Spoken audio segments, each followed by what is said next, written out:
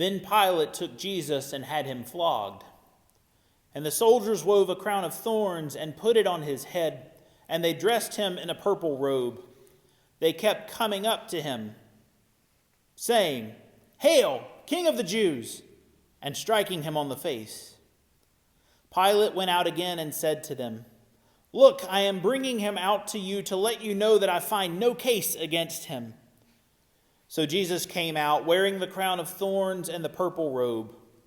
Pilate said to them, "Here is the man." When the chief priests and the police saw him, they shouted, "Crucify him! Crucify him!" Pilate said to them, "Take him yourselves and crucify him. I find no case against him." The Jews answered them, "We have a law, and according to that law he ought to die, because he claimed he was the Son of God." Now when Pilate heard this, he was more afraid than ever. He entered his headquarters again and asked Jesus, "Where are you from?" But Jesus gave him no answer.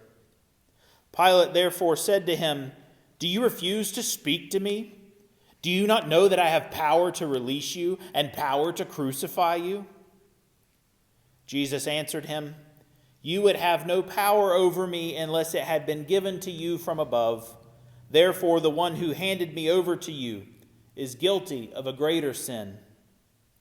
From then on, Pilate tried to release him, but the Jews cried out, "If you release this man, you are no friend of the emperor. Everyone who claims to be a king sets himself against the emperor." When Pilate heard these words, he brought Jesus outside and sat on the judge's bench at a place called the Stone Pavement, or in Hebrew, Gabbatha. Now it was the day of preparation for the Passover, and it was about noon. He said to the Jews, "Here is your king." They cried out, "Away with him! Away with him! Crucify him!" Pilate asked them, "Shall I crucify your king?" The chief priests answered, "We have no king but the emperor." Then he handed him over to them to be crucified.